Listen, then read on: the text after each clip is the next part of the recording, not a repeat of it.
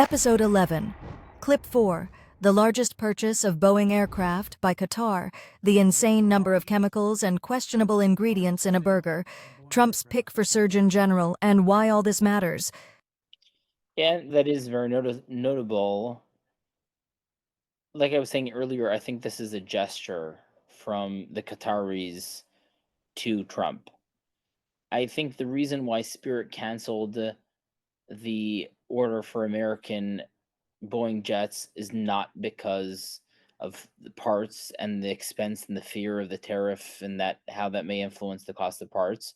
And I think that the reason Qatar did purchase the largest order ever of jets from Boeing is also not because of how good the Boeing plane is. Because again, over the last 20 years, surprisingly, Airbus has overtaken Boeing basically on every metric that counts.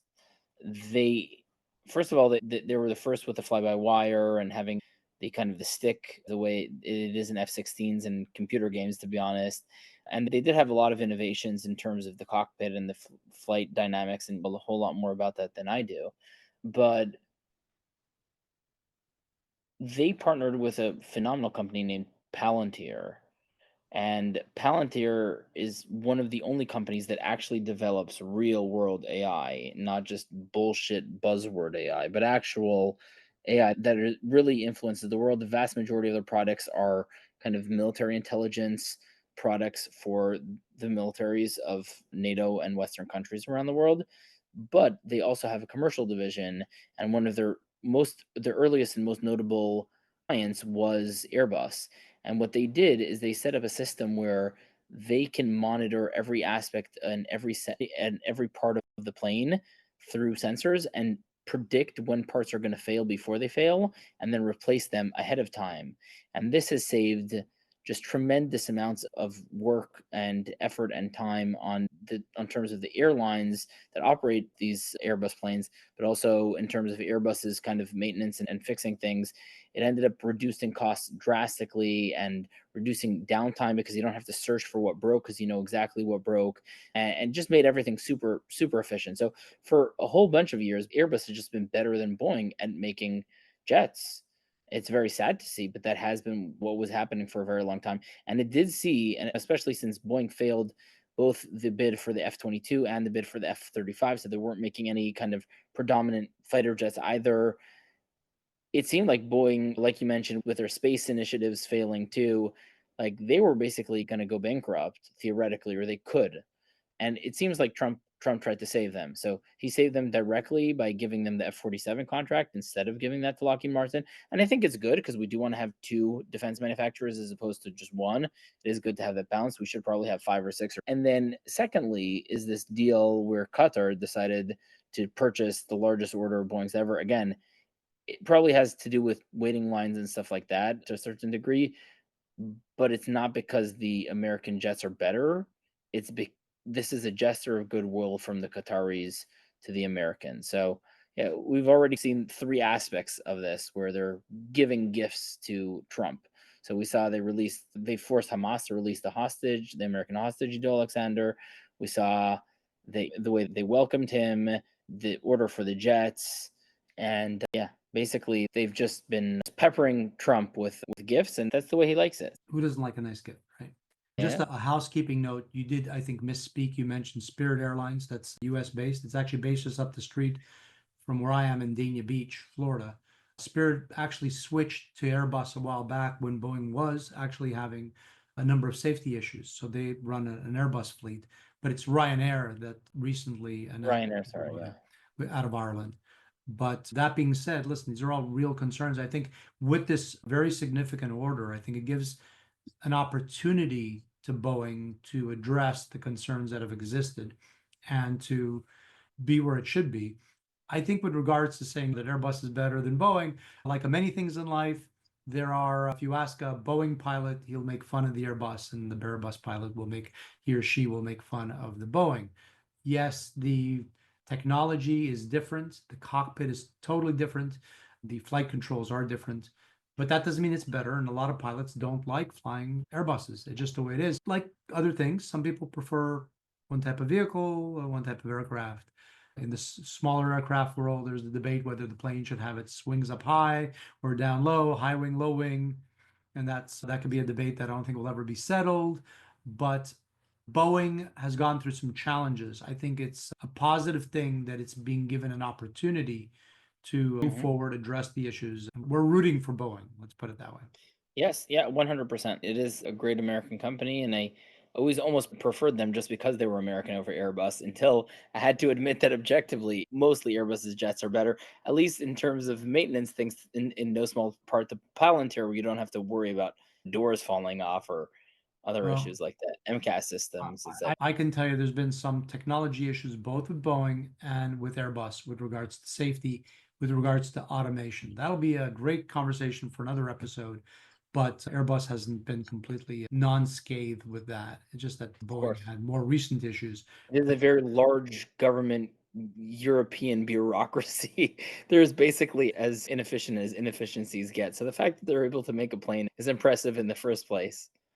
And still, generally, flying, certainly commercial, is safer than getting in your car and Extremely. trying to drive to wherever you're going. So just keep that in mind. Exactly. That being said, are you feeling hungry at all? Not at the moment, but I have a feeling you're going to talk about food and health. Maybe we'll talk about what about a burger? Who doesn't like Sure. who doesn't like a nice burger? What about a deluxe cheeseburger with what looks like 6,000 ingredients? Honestly, I started counting and I gave up. I don't know how many ingredients are in there. Maybe someone wants to count them. I just see a Yeah. black text wall. Sorry? I just see a black text wall. It's hard to even read. Yeah, it's a lot of text. It's so finely written that it's hard to even know what it says, but there are on the original label you can read it. To protect the innocent or perhaps not so innocent, there are some redacted things as far as the name of the company. This is actually human foods for human consumption. It's sold at a local gas station and it's actually cooked right there on site. But they provide the ingredients, and most people will actually just look at the number of calories and maybe some of the other things and the carbohydrates and whatever. But the stark thing is just a vast number of this looks like a science experiment. It's almost like you have to call the hazmat team because there's so many chemicals in it that you might want to cordon off the area. The reason I put it up is I've used this before in other talks. Believe it or not, I actually discovered this when I went to buy a couple of these burgers to give to a homeless dog in the area, and he looked hungry, and I figured, okay, let me just stop and I guess I get him a burger. They'll probably eat that. It's better than not having anything. And I was dumbfounded when I looked at the label and couldn't believe just how many ingredients there are. Half of them you can't pronounce, but that's the state of our food system. And I see you looking, trying to read it. It's quite remarkable that this is pretty typical. This is not an unusual thing. It's full of seed oils.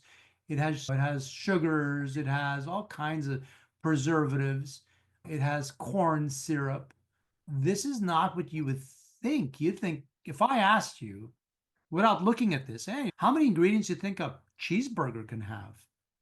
Bread, beef, cheese. 3?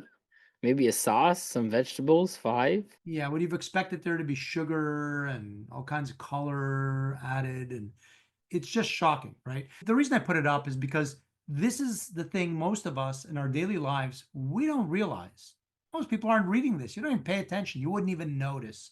You just look at the big type on the top that says deluxe cheeseburger, and you're off to the races having something that admittedly probably tastes pretty good.